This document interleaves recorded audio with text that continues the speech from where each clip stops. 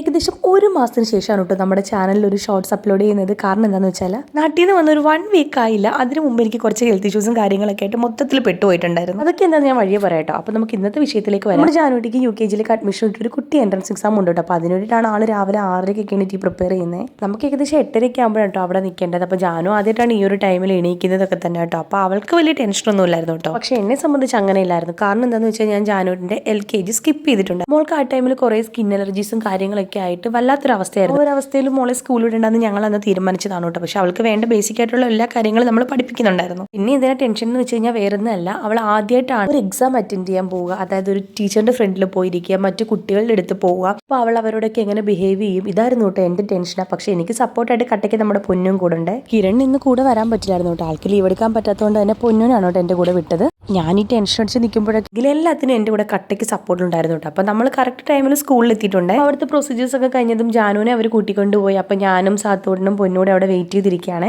ഇവിടെ സാത്തു ഇടയ്ക്ക് ഓടി കളിക്കുന്നുണ്ട്. പക്ഷേ എനിക്ക് നല്ല ടെൻഷനായിരുന്നു കേട്ടോ, എന്താകും എന്നറിയാതെ. ഇതത്ര ഭീകര സംഭവം അല്ലെങ്കിൽ പോലും എനിക്കപ്പോൾ നമ്മളുടെ സോൾട്ട് മാംഗോ ട്രീ മൂവിയാണ് കേട്ടോ ഓർമ്മ വന്നത്. അപ്പോഴൊക്കെ നമ്മൾ കളിയാക്കി പിന്നെ ഒരു കൊച്ചുകുട്ടിയുടെ അഡ്മിഷന് വേണ്ടി ഇത്ര ടെൻഷനൊക്കെ അടിക്കണമെന്ന്. പക്ഷെ ഞാനിപ്പോൾ ഈ ഒരു അവസ്ഥയിൽ ഇരിക്കുമ്പോൾ എനിക്കത് നന്നായിട്ട് മനസ്സിലാവുന്നു. ഒരിക്കലും എൻ്റെ മോൾക്ക് അഡ്മിഷൻ കിട്ടുമെന്ന് ഓർത്തിട്ടല്ലായിരുന്നു കേട്ടോ. അവൾ ആ സിറ്റുവേഷൻ എങ്ങനെ ഹാൻഡിൽ ചെയ്യുമെന്ന് ഓർത്തിട്ടാണ്. അതിനർത്ഥം അവൾക്കൊന്നും അറിയാൻ പാടില്ലെന്നും അല്ല കേട്ടോ. എൻ്റെ മോള് 1 to 50 വരെ കൗണ്ട് ചെയ്യുകയും റൈറ്റ് ചെയ്യുകയും ചെയ്യും. ഒപ്പം തന്നെ ആൽഫബറ്റ്സ് ഒക്കെ നന്നായിട്ട് അറിയുകയും ചെയ്യാം. മാത്രമല്ല ഷേപ്സ്, കളേഴ്സ് ഇതൊക്കെ ഐഡന്റിഫൈ ചെയ്യാനും അവൾക്ക് അറിയാം കേട്ടോ. അത്യാവശ്യം ബോഡി പാർട്സും ഇതൊക്കെ നന്നായിട്ട് തന്നെ മോള് പറയുകയും ചെയ്യും. മോൾക്ക് LKG ഞാൻ സ്കിപ്പ് ചെയ്തിട്ടുണ്ടെങ്കിലും അന്ന് തൊട്ട് ഞാൻ കുട്ടി ഒരു ഓൺലൈൻ ക്ലാസ്സിൽ കേൾക്കുന്നുണ്ടായിരുന്നു കേട്ടോ. അപ്പോൾ അതിലെ മാം അടിപൊളിയായിട്ട് നല്ല ടീച്ചിങ് ആയിരുന്നു കേട്ടോ. ബേസിക്കായിട്ട് വേണ്ട എല്ലാ കാര്യങ്ങളും ജാനുവിനെ ഒരിക്കലും മറക്കാത്ത രീതിയിൽ നല്ല അടിപൊളിയായിട്ട് പഠിപ്പിച്ചു കൊടുത്തിട്ടുണ്ടായിരുന്നേ. അതൊക്കെ ഇവിടെ യൂസ്ഫുൾ ആയി. ജാനു നല്ല അടിപൊളിയായിട്ട് നമ്മുടെ എക്സാമും ഇന്റർവ്യൂ ഒക്കെ അറ്റൻഡ് ചെയ്ത് അഡ്മിഷൻ വാങ്ങിച്ചിട്ടുണ്ട് കേട്ടോ. അഡ്മിഷൻ കിട്ടിയ സന്തോഷത്തിലല്ല കേട്ടോ സാത്തൂട്ടിനെ ഈ കരയുന്നത്. സാത്തൂട്ടിന്റെ ഫ്രണ്ടിനെ വിട്ടിട്ട് വരാൻ വയ്യ കേട്ടോ. സാത്തൂന് ഇവിടെ വന്നപ്പോൾ ഒരു ഫ്രണ്ടിനെ കിട്ടിയിട്ടുണ്ടായിരുന്നേ. അപ്പോൾ ആ കുട്ടിയെ വിട്ടിട്ട് വരാനോ ആ പ്ലേ ഏരിയന് വരാനുള്ള ഒരു വാശിയായിരുന്നു കേട്ടോ രണ്ടുപേർക്കും.